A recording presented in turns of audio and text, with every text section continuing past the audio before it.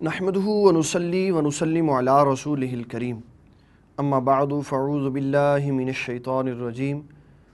بسم اللہ الرحمن الرحیم ان اللہ وملائکته یصلون علی النبی یا ایھا الذین آمنوا صلوا علیہ وسلموا تسلیما۔ آج ہماری گفتگو قیام رمضان کے بارے میں ہے۔ اس کے لیے ہم نے حضرت سیدنا سلیمان فارسی رضی اللہ تعالیٰ عنہ کی حدیث مبارک کا ایک جزو لیا ہے۔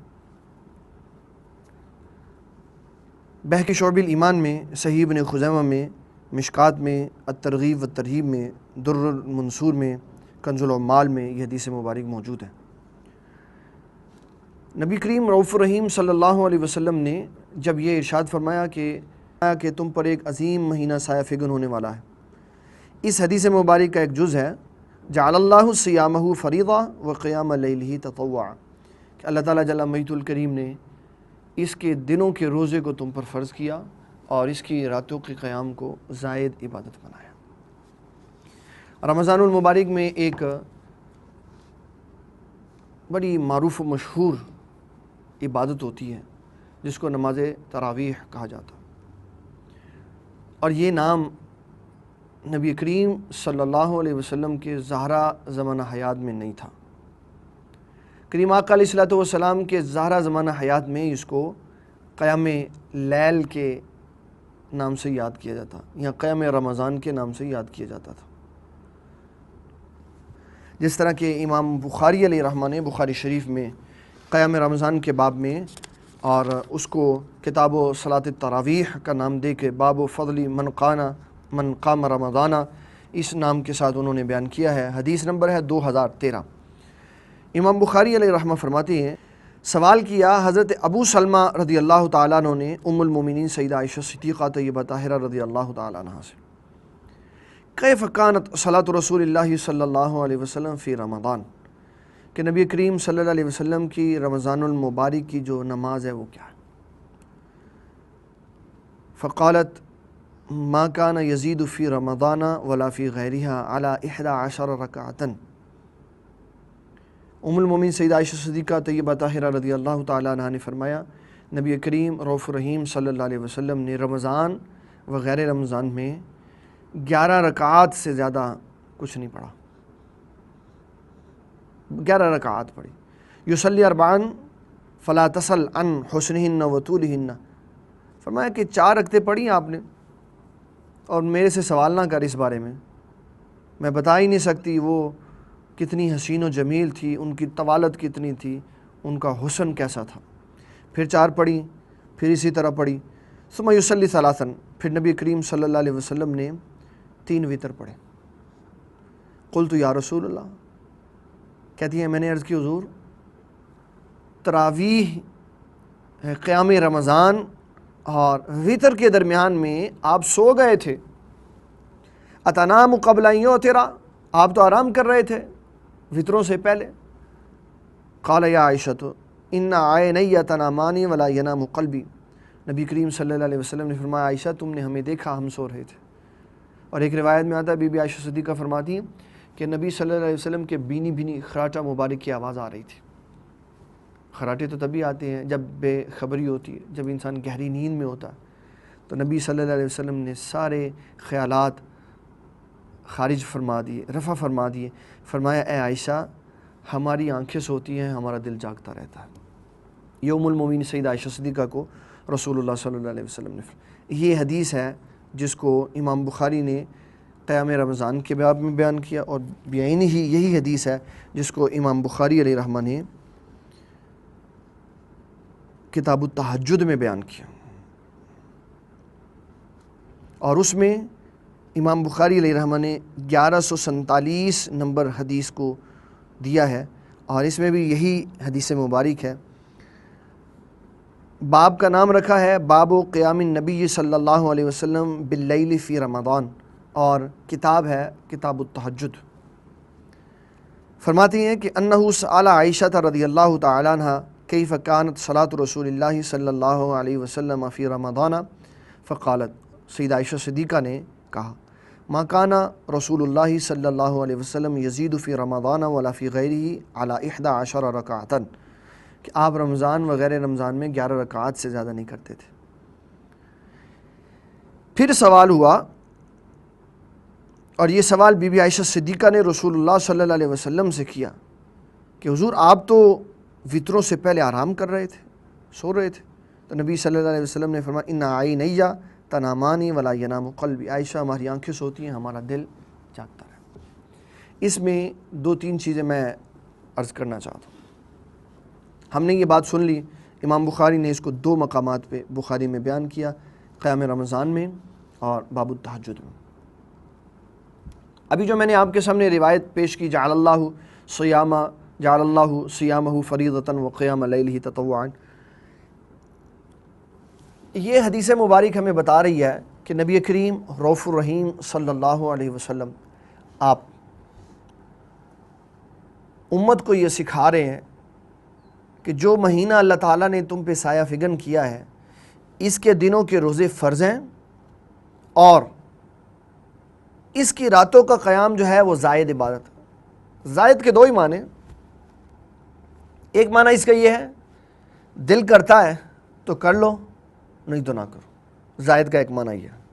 کہ رات کو دل کرے تو تراویح پڑھ لو، جس طرح بعض مکاتب فکر والوں نے سیدھا اس کو نفلی کام کہہ دیا کہ دل کرتا ہے پڑھو، دل کرتا نہ پڑھو، کیونکہ رسول اللہ نے فرمایا یہ زائد عبادت۔ ایک اس کا معنی یہ بنتا ہے کہ یہ زائد عبادت ہے باقی مہینوں کے مقابلہ میں، کہ پورے 11 مہینوں میں اللہ تعالیٰ نے نماز عشاء کے بعد کوئی عبادت مقرر نہیں کی، یہ صرف رمضان میں زائد کر دی گئی۔ اب جب دونوں معنی واضح ہو گئے تو ہم اس کا نتیجہ آسانی سے نکال سکتے ہیں کہ بی بی عائشہ صدیقہ طیبہ طاہرہ رضی اللہ تعالیٰ عنہا کی یہ جو روایت بیان ہو رہی ہے، جس میں آپ نے فرمایا کہ یزید فی رمضان فلا فی غیرہ، کہ رسول اللہ صلی اللہ علیہ وسلم رمضان وغیر رمضان میں 11 رکعات پڑھتے تھے، تو اس کا مطلب ہے کہ نبی صلی اللہ علیہ وسلم رمضان گزرنے کے بعد بھی نماز تراویح پڑھتے تھے، قیام رمضان کرتے تھے۔ ایک بات میں آپ کو اس میں گزارش کرتا چلوں، امام بخاری نے اس کو 2 جگہوں پہ بیان کیا ہے، ایک کتاب التہجد میں اور ایک قیام رمضان کے باب میں۔ یہی حدیث تہجد کے باب میں بیان کر کے امام بخاری نے مسئلہ واضح کر دیا کہ یہی وہ 11 رکعتیں تھی جو نبی صلی اللہ علیہ وسلم رمضان وغیر رمضان میں پڑھتے تھے، اور یہ نماز تہجد تھی۔ اور کہیں کسی حدیث میں ایسا نہیں مضمون مل رہا کہ نبی کریم صلی اللہ علیہ وسلم نے قیام لیل جو ہے، رات کی جو عبادت ہے، وہ تراویح کی وجہ سے رسول اللہ صلی اللہ علیہ وسلم نے چھوڑ دی۔ اب رہ گیا رسول اللہ صلی اللہ علیہ وسلم کا ذاتی عمل مبارک، اس میں 2-3 چیزیں میں عرض کرتا چلوں۔ سب سے پہلی بات تو یہ کہ یہ جو جماعت کا قیام ہے، یہ رسول اللہ کے دور میں نہیں تھا۔ نبی صلی اللہ علیہ وسلم نے قیام رمضان 1 دن، 2 دن، 3 دن جماعت سے کروایا، پھر آپ نے اس کے بعد جماعت نہیں کروائی، اس خوف کے پیش نظر کہ کہیں میرے بار بار جماعت کرانے سے اللہ تعالیٰ اس نماز کو لازم نہ کر دے اور امت مشکل میں نہ پڑ جائے۔ جب آپ نے جماعت نہیں کرائی تو فرضیت کے درجے سے نیچے ہو گئی۔ جب فرض نہیں رہا، واجب بھی نہیں رہا، تو یہ نماز سنت مؤکدہ بن گئی، کیونکہ رسول اللہ صلی اللہ علیہ وسلم نے اس کو 3 دن پڑھا تو سنت مؤکدہ بن گئی۔ صحابہ نے پھر اس کے اوپر تسلسل سے استقامت کے ساتھ ادائیگی کی، اور عمر بن خطاب نے ساری امت کو ایک امام کے پیچھے، ابی بن کعب کے پیچھے اکٹھا کر دیا۔ یہ سنت مؤکدہ جس کو عمر بن خطاب کہتے ہیں کہ جب آپ نے ابی بن کعب کے پیچھے ساری قوم کو اکٹھا کیا تو بڑا خوبصورت جملہ کہا، فرمایا نعم البدعۃ ھذہ، یہ کتنی اچھی بدعت ہے جو میں نے ایجاد کر دی۔ اس سے یہ بھی مسئلہ واضح ہو گیا کہ ہر بدعت گناہ کبیرہ نہیں ہے۔ اگر بدعت گناہ کبیرہ ہے مطلقاً، تو عمر بن خطاب نے یہ نماز کے بارے میں جو لفظ بولا ہے نعم البدعۃ ھذہ، یہ کتنا اچھا طریقہ کار ہے، اچھی بدعت ہے جو میں نے آغاز کر دی۔ اس کے بارے میں بعد میں بیان کروں گا کہ اس کو ہم بدعت حسنہ کہیں گے یا بدعت سیئہ کہیں گے، اور بدعت کی کیا وضاحت ہم کریں گے۔ پہلی بات تو یہ، ام المومنین سیدہ عائشہ صدیقہ طیبہ طاہرہ رضی اللہ تعالیٰ عنہا نے یہ جو باتیں بیان کی ہیں نا، یہ حدیثیں بتا رہی ہیں کہ بی بی عائشہ صدیقہ کہہ رہی ہیں رسول اللہ صلی اللہ علیہ وسلم سے، حضور آپ سو گئے تھے نماز تراویح پڑھنے کے بعد، قیام رمضان کے بعد آپ سو گئے اور پھر آپ نے اٹھ کے ساتھ ہی وطر پڑھے اور پھر مسجد میں چلے گئے۔ اللہ اکبر، کتنا خوبصورت فرمایا، یا رسول اللہ اتنام قبل ان توتر، وطروں سے پہلے آپ سوئے ہوئے تھے، وطروں سے پہلے۔ اس کا معنی یہ بتا رہی ہے حدیث کہ نبی کریم صلی اللہ علیہ وسلم نے یہ نوافل رات کے آخری پہر میں پڑھے۔ دوسرا بی بی عائشہ صدیقہ کا یہ فقرہ بتا رہا ہے کہ یہ رمضان اور غیر رمضان میں حضور 11 پڑھتے تھے۔ تو اس سے سارے محدثین کا اتفاق اس بات پہ ہے کہ اس سے مراد ہے نماز تہجد۔ اگر بی بی عائشہ صدیقہ رمضان کی بات کرتی اور غیر رمضان کی بات نہ کرتی تو کہیں معنی نکل سکتا تھا، یہ حدیث منسوب ہو سکتی تھی قیام رمضان جو آج کے دور میں نماز تراویح ہے اس کی طرف۔ تو جب قیام رمضان جس طرح بی بی عائشہ صدیقہ نے کہا کہ یزید فی رمضان ولا فی غیرہ، کہ حضور رمضان و غیر رمضان میں اس پہ کچھ زیادہ نہیں کرتے تھے، تو اس کا مطلب تو یہی واضح ہے کہ نبی صلی اللہ علیہ وسلم رمضان گزرنے کے بعد بھی نماز تراویح پڑھتے رہتے تھے، قیام رمضان کرتے تھے، جبکہ یہ تو زائد عبادت ہے جو صرف رمضان میں ہوتی ہے، غیر رمضان میں تو ہوتی ہے۔ اور اگر یہ کہا جائے کہ اس سے مراد یہ ہے کہ حضور صلی اللہ علیہ وسلم رمضان و غیر رمضان میں پڑھتے تھے تو رمضان میں قیام لیل ہو جاتا تھا اور رمضان کے بعد وہ نماز تہجد ہو جاتی تھی، تو یہ معنی 100% غلط۔ اللہ کے نبی صلی اللہ علیہ وسلم ہو اور کوئی عبادت کرتے ہو اور وہ عبادت رمضان میں چھوڑ کے دوسری عبادت شروع کر دیں۔ ایک انسان نبی صلی اللہ علیہ وسلم کا تربیت یافتہ، آپ کا تعلیم یافتہ، اس کو پتہ ہے رسول اللہ صلی اللہ علیہ وسلم فرماتے ہیں کہ اللہ وہ عبادت قبول فرماتا ہے اگرچہ تھوڑی ہو لیکن اس میں تسلسل ہو۔ اور یہ کیسے ممکن ہے کہ رسول اللہ صلی اللہ علیہ وسلم 11 مہینے میں ایک عبادت کریں اور خاص رمضان کے جس میں قرب بارگاہ الہی ملتا ہے اس مہینے میں وہ عبادت چھوڑ دیتے؟ معنی بالکل واضح۔ قیام رمضان جو نبی صلی اللہ علیہ وسلم نماز عشاء کے بعد کرتے تھے وہ اور ہے، اور یہ جو بی بی عائشہ صدیقہ کی حدیث ہے یہ اور ہے، یہ نماز تہجد پر محیط ہے، اور وہ قیام رمضان کی جو شے ہے وہ نماز تراویح کے اوپر محیط ہے۔ اب اس کے درمیان میں ایک اور بھی شے ہے جو میں واضح کرنا چاہتا ہوں۔ نبی کریم صلی اللہ علیہ وسلم نے نماز تہجد کے بعد وطر پڑھے، اس لیے کہ نماز تراویح جماعت کے ساتھ نہیں ہوتی تھی مسلسل، تو رسول اللہ صلی اللہ علیہ وسلم نے نماز تراویح کے بعد وطر نہیں پڑھے، اور آپ کا یہ معمول رہا، آپ نے نماز تہجد کے بعد وطر پڑھے۔ اس کی کیا وجہ ہے؟ اس میں 2-3 وجوہات ہیں، میں آپ کو بتا دیتا ہوں۔ نمبر 1 کہ جب بندہ نماز پڑھنے کے لیے آئے اور کچھ نماز پڑھ کے وہ بیٹھا رہے، پھر تھوڑی دیر کے بعد وہ کچھ نماز کا باقی حصہ پڑھے، تو وہ سارا وقت اس کا نماز میں اللہ تعالیٰ شامل فرماتا۔ نبی صلی اللہ علیہ وسلم نے نماز عشاء پڑھی، پھر آپ گھر تشریف لے گئے، پھر آپ نے جا کے آرام فرمایا یا جو آپ نے پسند فرمایا وہ کیا، اس کے بعد آپ نے نماز تہجد پڑھی اور تہجد کے بعد آپ نے نماز وطر پڑھے، تو ساری رات آپ کی عبادت میں شمار ہوگی۔ ہمارے فقہاء اکرام، فقہاء اسلام یہ بات ارشاد فرماتے ہیں، علماء اسلام یہ بات ارشاد فرماتے ہیں، اگر کوئی بندہ یقین کامل رکھتا ہو کہ میں نے نماز فجر کے وقت نماز تہجد کی ادائیگی کے لیے میں نے اٹھ جانا ہے اور کوئی شے مجھے جگانے سے مانے نہیں ہو سکتی، میری نیند بیدار ہو جائے گی، تو فقہاء کرام فرماتے ہیں اس کے لیے نماز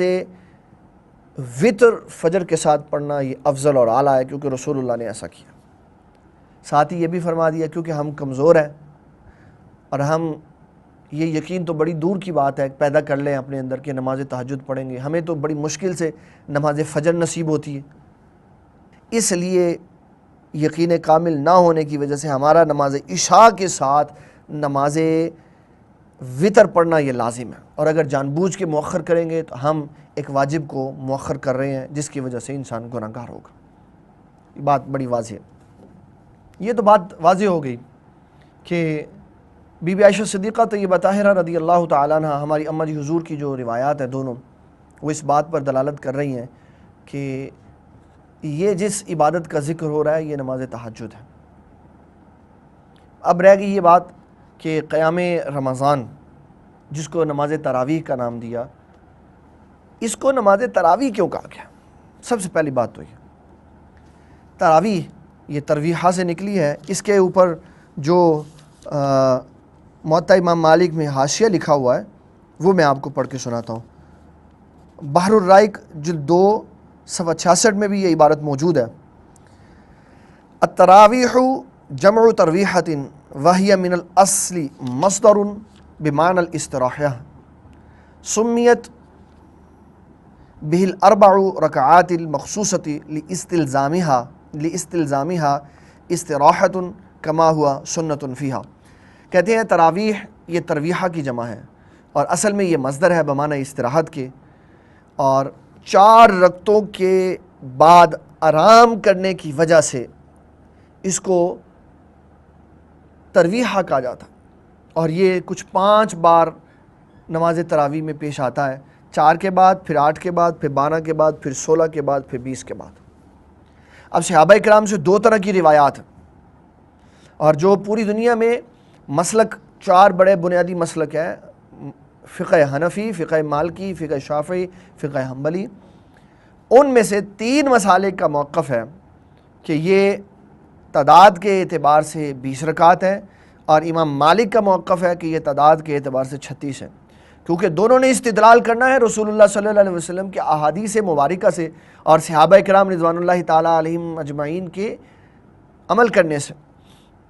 تو صحابہ کرام رضوان اللہ تعالیٰ علیہم اجمعین 2 طرح کا عمل کرتے تھے۔ ایک وہ صحابی تھے، صحابہ کی جماعت تھی جو 4 رکعت کے بعد بیٹھ کر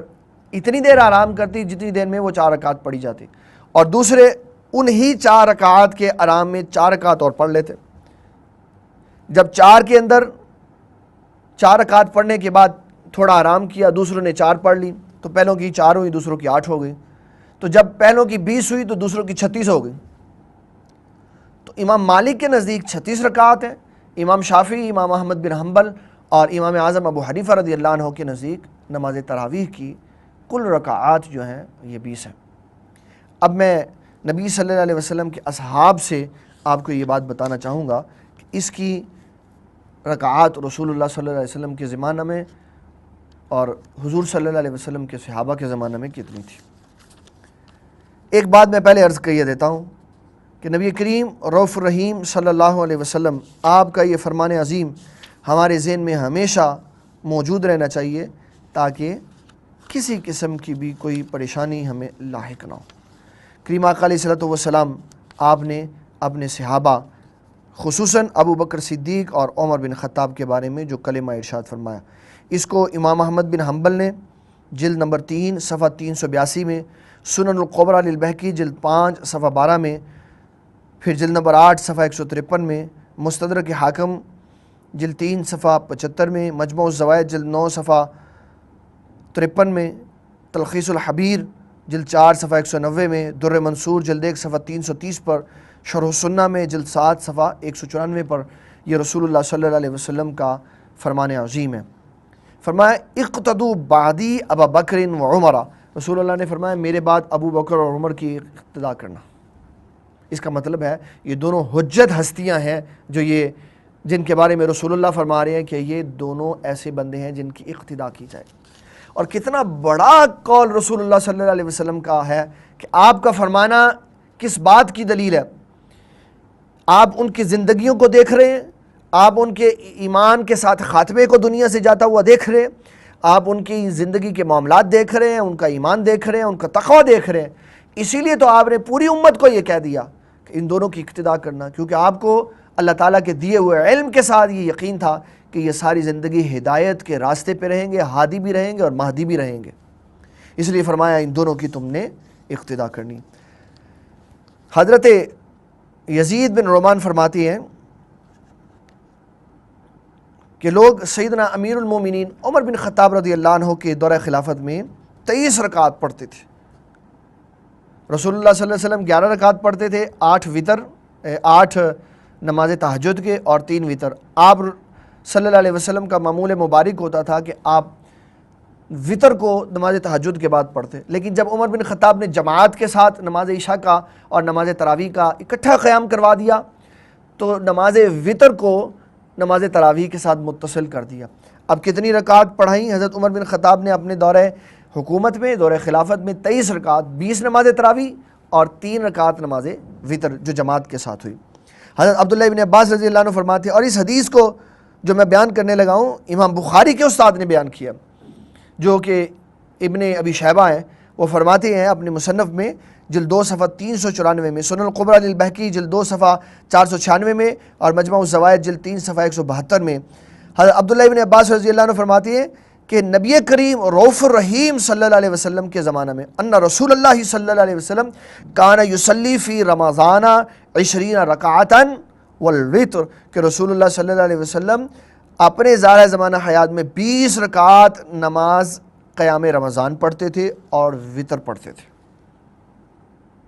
اگر وتر کو 3 بنا کے 20 کے اندر شامل کر لو تب بھی 11 نہیں بنتی، تب بھی 17 رکعتیں بنتی ہیں، اور اگر 20 کو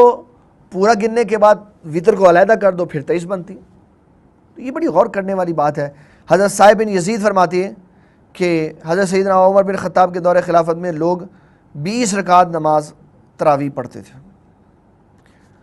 اس میں ایک بات آپ کو بتانا چاہتا ہوں، یہ جو بڑے غور کے معاملات ہیں۔ مولانا غلام رسول صاحب غیر مقلدین کے علامہ ہیں، گجرانوالہ سے ان کا ایک رسالہ تراویح 1290 ہجری میں یہ شائع ہوا تھا۔ اس میں مولانا محمد حسین بٹالوی اہل حدیث مکتب فکر کے ہیں، انہوں نے سب سے پہلے 20 رکعت نماز تراویح کے خلاف مضمون لکھا۔ یہ سب سے پہلے علامہ ہیں جنہوں نے 20 رکعت نماز تراویح کے خلاف بات کی۔ علامہ غلام رسول صاحب لکھتے ہیں کہ 8 تراویح کا جھگڑا مولوی محمد حسین بٹالوی نے شروع کیا، اور یہ جھگڑا 1291 میں شروع کیا گیا۔ تو بات واضح انہوں نے کر دی کہ 1291 سے پہلے رسول اللہ کے زمانے تک جتنے لوگ بھی نماز تراویح پڑھتے تھے وہ 20 رکعت ہی پڑھتے تھے۔ اور یہ کتنی بڑی انہوں نے لوگوں کی سہولت کی بات کی کہ انہوں نے بتا دیا کہ کس نے صحابہ کے طریقے کے خلاف کام کیا، اور اس کا نام بھی انہوں نے بتا دی۔ اس میں 1-2 گزارشات اپنے ناظرین کرام کے سامنے رکھنا چاہتا ہوں تاکہ مسئلے کی وضاحت کے بعد اب ہمیں تھوڑا سا اپنے رویوں کو تبدیل کرنا پڑے گا۔ آج ہم میرے دوستوں، میرے بھائیوں، میرے پیارے پیارے ناظرین کرام، آج ہم جس دور میں رہ رہے ہیں نا، یہاں نماز پڑھنے کے لیے کسی کے پاس وقت نہیں ہے۔ 17 رکعات نماز عشاء پڑھنا بہت مشکل ہے۔ اللہ تعالیٰ جل مجدہ الکریم نے خود ہی واضح یہ بات ارشاد فرما دی، فرمایا نماز بہت مشکل ہے۔ یا اللہ کن کے لیے؟ کہا ان لوگوں کے لیے جن کے دل میں میرا خوف نہیں ہے۔ آج لوگ بے خوفی میں پھر رہے، اور جو اپنے دل میں خدا خوفی رکھ کر رمضان المبارک کے اس عظیم مہینے کو پا کر اللہ کا فضل تلاش کرنے کے لیے مسجد میں آ جاتا ہے، تو میں اس کے پیچھے پڑ جاتا ہوں کہ تو 20 رکعت نماز تراویح پڑھے گا تو تراویح تیری نماز تراویح ہوگی، وگرنہ تو فلانے مسلک کا ہے، تو فلانے مسلک کا ہے، تو فلاں ہے، تو فلاں ہے، تو فلاں ہے۔ میں اس کو مسجد سے بھگا دیتا۔ میں نے کیا کام کیا دین کا؟ کیا یہ میری ڈیوٹی تھی؟ اگر ایک بندہ نماز پڑھنے کے لیے، نماز عشاء کے لیے مسجد میں آ جاتا ہے تو میرے پیارے بھائی اس کو آنے دو۔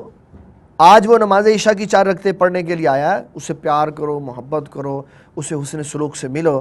ہنس کے اور مسکرا کے اسے سلام لو، اس کی خیریت معلوم کرو، اس کو پیار محبت سے کور کر کے درس میں آنے کی دعوت دو، دین اسلام کے پیغام کو سننے کی دعوت دو۔ ہو سکتا ہے وہ ہماری محبت اور پیار کے لہجے کو اپنے دل میں محسوس کرے، اس کے دل میں اللہ تعالیٰ اسلام کی عظمت پیدا کرے، اور آج جو 4 رکعتیں پڑھنے کے لیے آیا ہے وہ کل 20 رکعت نماز تراویح بھی پڑھ کے جائے۔ اور اگر میں اس کو کہہ دوں گا یا آنکھ کے اشارے سے کہوں دیکھا نا وہ چلا گیا، وہ 8 والا چلا گیا، وہ 4 والا چلا گیا، وہ 12 والا چلا گیا، تو میں اس کے دل میں کبھی اپنی محبت نہیں پیدا کر سکتا۔ وہ جو 4 پڑھ کے گیا وہ اللہ کی عبادت نہیں کر کے گیا، وہ جو 8 پڑھ کے گیا وہ اللہ کی عبادت نہیں کر کے گیا۔ یہ 8 والا کم از کم اس سے تو بہتر ہے نا جو باہر کھڑا ہو کے پان کھا رہا ہے اور سگریٹ پی رہا ہے۔ اس کے پاس میں جاتا نہیں، اس کو جا کے میں یہ کہتا نہیں کہ مسجد میں تو چل 2 رکعت نماز پڑھ لے، 4 پڑھ لے، 4 فرض ہی پڑھ لے، لیکن مسجد میں تو آ۔ اس کے پاس جانے کی مجھے توفیق نہیں ہو رہی، لیکن جو مسجد میں آیا ہوا ہے، میں اپنی انانیت کی وجہ سے، اپنی مذہبی سختی کی وجہ سے اس کو دین اسلام سے بھگا رہا ہوں۔ نبی کریم صلی اللہ علیہ وسلم نے کتنا بڑا فیصلہ کیا، صاحب اختیار تھے۔ آپ صلی اللہ علیہ وسلم سے ایک بندہ عرض کرتا ہے، حضور میں تھک جاتا ہوں نماز پڑھ کے، آپ صاحب اختیار ہیں، آپ مجھے نماز معاف کر دیں۔ آپ نے فرمایا ٹھیک ہے، پہلے تو مسجد میں آ کے 40 دن نماز پڑھ۔ وہ بندہ ایک دن آیا، 2 دن آیا، 5 نمازیں پڑھی، 40 دن اس نے ساری نمازیں پڑھی۔ 41واں دن آیا تو کان میں جب اذان کی آواز آئی تو فوری اٹھا، بستر چھوڑ دیا اور رسول اللہ کی بارگاہ میں آ گیا۔ وہ کہنے لگا، حضور مجھے یہ برداشت نہیں ہوا کہ آپ مسجد میں نماز پڑھے اور میں گھر میں سویا۔ کتنی محبت سے آپ نے اس کے دل میں نماز کی بات ڈال دی کہ یہ کچھ اظہار محبت کا ہمیں بھی کرنا پڑے گا، ہمیں بھی اپنے رویے چینج کرنے پڑیں گے، ہمیں بھی اپنے اندر نرمی پیدا کرنی پڑے گی، ہمیں بھی لوگوں کے پاس جا کے ان کو دین اسلام کی دعوت دینی پڑے گی، ہمیں بھی مسجد میں آئے ہوئے سے پیار کرنا پڑے گا۔ ہم مسجد کے ٹھیکیدار نہیں ہیں، یا جن کے پاس مسجدیں ہیں وہ مسجد کے ٹھیکیدار نہیں۔ یہ مسجد ہے ان کا گھر نہیں، یہ مسجد اللہ کا گھر ہے۔ اس کے دروازے کھول دو، جو مرضی آئے اس کے اندر، جس مرضی عقیدے کا بندہ آئے۔ آپ کا علمی مقام اور مرتبہ اتنا قوی ہونا چاہیے کہ جو آپ کی بات سنے وہ رسول اللہ کا شہدائی ہو جائے، دلائل آپ کے پاس ہو، رسول اللہ کی محبت کا بہتا ہوا سمندر آپ کے پاس ہو۔ جب یہ ساری چیزیں ہوں گی، علم ہوگا، رسول اللہ کی محبت ہوگی، اللہ تعالیٰ جل مجدہ الکریم کے احکامات کے مطابق دین اسلام کی عزت و بقا کے لیے آپ کے پاس علم کا بڑا جمع غفیر ہوگا، دلائل کا میدان آپ کے پاس ہوگا، تو آپ کسی بھی جگہ پہ فتح حاصل کر سکتے ہیں۔ دلائل سے بات کریں، جو مسجد میں آ رہا ہے اس کو یہ بات سمجھائے، اس کو یہ بات باور کروائیں، میرے بھائی کوئی بات نہیں، تیرا جسم تجھے جتنی اجازت دیتا ہے تو اتنی رکعت نماز تراویح پڑھ لے، 2 پڑھ لے، 4 پڑھ لے، کم از کم اس کے جسم کو عادت تو ہو۔ اس کو فضائل بتائیں کہ عام دنوں میں تو 1 رکعت نماز نفل پڑھے گا تو 1 ہی نفل کے برابر ثواب ملے گا، رمضان المبارک میں 1 نفل پڑھے گا اللہ 1 فرض کے برابر ثواب دے۔ ایمان ابھاریں اس کو ایمان کی خصوصیات بتائیں، اس کو اعمال کے برکتیں اور فضائل بتائیں کہ تو جتنے اعمال کرے گا تجھے اللہ تعالیٰ اتنا درجہ عطا فرمائے۔ وہ 8 پڑھنے والا 20 بھی پڑھ کے جائے۔ اس لیے اپنے رویے میں نرمی پیدا کریں۔ اپنی وجہ سے، اپنی سختی کی وجہ سے میں مسلمانوں کو کافر نہ کروں۔ میرے آقا صلی اللہ علیہ وسلم نے اپنی نرمی کی وجہ سے کافروں کو مسلمان کیا۔ جو مسجد میں آئے اس کو بڑی محبت سے ڈیل کرے، اس کے ساتھ پیار، محبت، حسن سلوک، اس کے لیے بچ جائے۔ کیا میرے لیے ایسا ممکن نہیں؟ یہ تبھی ممکن ہوگا جب میں نے اپنی طبیعت کو نرم کیا ہوگا، جب میں نے اپنے آقا صلی اللہ علیہ وسلم کی زندگی کا مطالعہ کیا ہوگا، جب میں نے اپنے آقا صلی اللہ علیہ وسلم کی تکلیفوں کو دیکھا ہوگا، ان کی تکلیفوں کا مجھے احساس ہوگا، تو میں مسجد میں آنے والے کے لیے بس جاؤں گا۔ میں کہوں گا یا اللہ تیرا شکر ہے تو نے کوئی بندہ تو مسجد میں بھیجا نا، چاہے جائے کہ میں مسجد میں آنے والوں کے اوپر کفر، شرک اور بدعت کے فتوے لگا کر ان کو مسجد سے باہر نکال۔ تو میرے انتہائی واجب الاحترام ناظرین کرام، رسول اللہ صلی اللہ علیہ وسلم کی تعلیمات کے پیش نظر نماز تراویح قیام رمضان 20 رکعت ہے، لیکن یہ کھلا باب ہے عبادت کا۔ جس کے پاس جتنی توفیق ہے، جس کے پاس جتنی استطاعت ہے، جس کے پاس جتنا وقت ہے، وہ اتنی عبادت کرے۔ کل قیامت والے دن جب اللہ تعالیٰ جل مجدہ الکریم نیکیوں کا اجر و ثواب دے گا، پھر سب کی آنکھوں کے آگے سے پٹی کھل جائے گی، سب کو پتہ چل جائے گا کاش ہم نے دنیا میں یہ کچھ کیا ہوتا، یہ بھی نیکی کی ہوتی، وہ بھی کی ہوتی، وہ بھی نیکی کی ہوتی، تو آج ہمارا اجر و ثواب اس سے زیادہ ہوتا۔ تو کل کاش کی بجائے آج ہمارے پاس موقع ہے، ہم اپنی زندگی کے ان قیمتی لمحات کو غنیمت جانیں اور اپنی زندگی میں نبی کریم صلی اللہ علیہ وسلم کی تعلیمات پہ عمل پیرا ہوں۔ وما علینا الا البلاغ المبین۔